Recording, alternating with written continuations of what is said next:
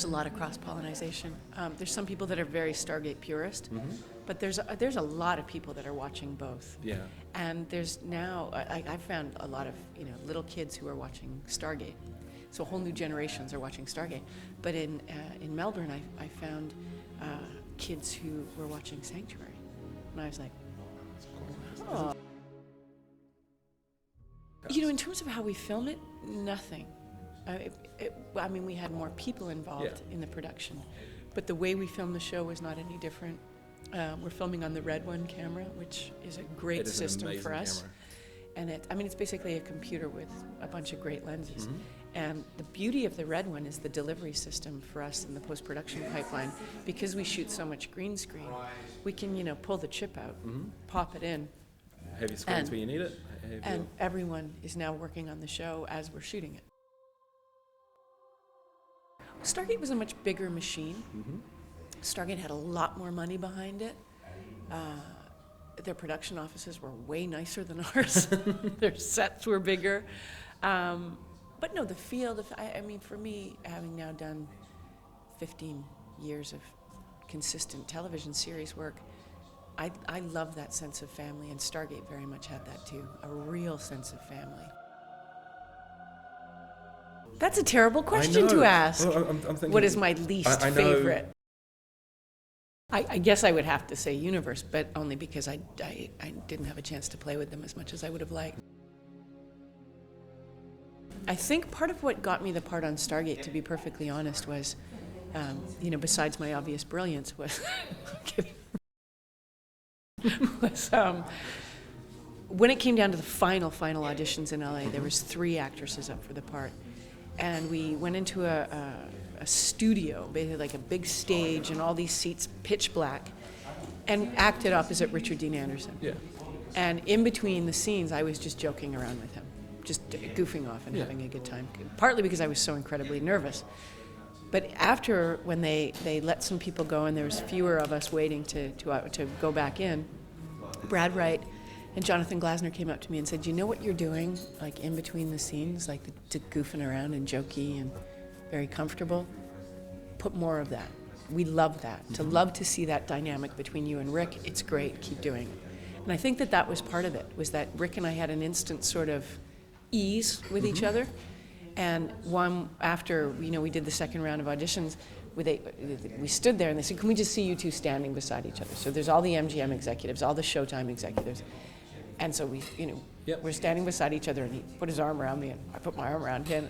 And I don't know what possessed me, but I looked out into this dark room and went, "So is this like the swimsuit part of the competition?" Titter, titter, titter. And they were like, "Okay, thank you, Amanda." And I was like, I either blew it or... I totally got it. Yeah. Oh, the MacGyver line in which that. They took out. They removed it for the DVD release last year. Really? Yeah. Because the line was jerry rig, and I just ad-libbed MacGyver. Yeah. That was in the pilot.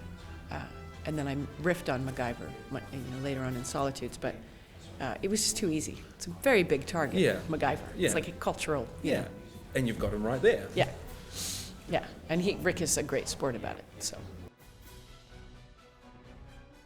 initially it was very intimidating, but Rick was really great because he's got this ease about him. He's a really easy guy to hang out with, and he knew he was a big, huge star, but he doesn't walk around carrying that.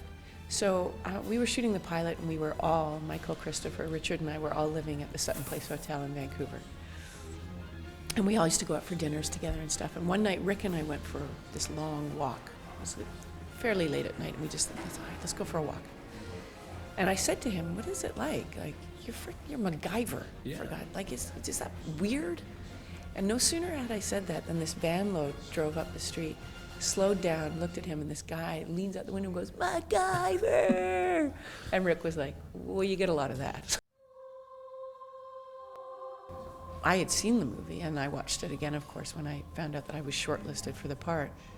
And I just thought, this is huge. But I didn't realize how huge it was until I walked onto the set, and Michael, Christopher, and I walked onto the set in Vancouver, and we saw the Stargate, the actual Stargate, for the first time.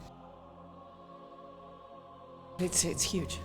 And we all kind of went, oh, this is going to be a big series. And it all moves and all interacts. Oh yeah, yeah. It spins. Quite a mechanical feat. Yeah, and it's on a computer, so it actually dials like the right symbols. That's quite And impressive. the chevrons move and light up. And the first time we saw it move, it was like, Sort of waiting for the big flash of blue, whatever it is, and that didn't actually happen. No, I imagine. The technology changed so much over the course. I mean, we started shooting on 35 mil, then on 16, and then went to HD through the course of the 10 years of Stargate SG-1. So the technology in terms of the green screen changed a lot. Initially, to light up any gate things took forever. Yeah. And it was the whole lighting and all these.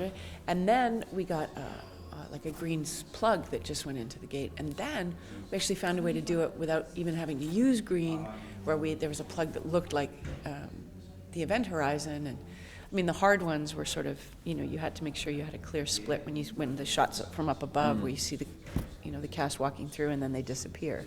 That kind of thing is just basically a split screen. Yeah. But the technology over the course of 10 seasons.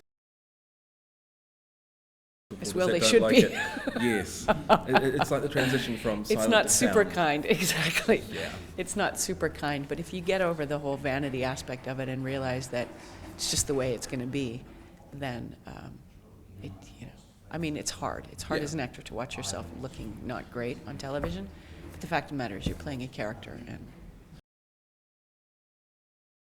I do. But I've had to get used to it because I'm now producing Sanctuary. So I watch all the edits. I have to make editing notes, and then I watch the producer's cut again, and then I watch it after it goes into the mix for vis effects and sound, and I have to watch it. So by the time this show gets out to the general public, I've watched it A a dozen good or so 10 times, yeah. yeah. And so at first I was like, Yeah. and now I'm just like, get over it. Just do your job. Is that a good cut? Is that a good transition? So yeah, I get used to it. The fandom is what makes the event, right? It's not the guests, and it's not even the city necessarily. It's the fans that make the event. So, I mean, we're here, we're put up in this lovely hotel. We sans the hot water, but that's okay, that'll change. And if not, then, there's kettles in every room, so it'll be fine. Sponge bath for everyone. But I think it's just, for me, I just really enjoy meeting the fans. I enjoy the fact that you can look somebody in the eye, shake their hand, and say, thank you for watching the show. Damien wrote her, so I have to get, the credit really does go to him. He wrote this phenomenal character long before he met me. And so that was his vision. And then he and I worked together to find the eccentricities and the look and and it was very important that the look be completely different. So in that aspect, I designed that part of it. But, and then the writers. They're asking us to wrap it up. They are, yes.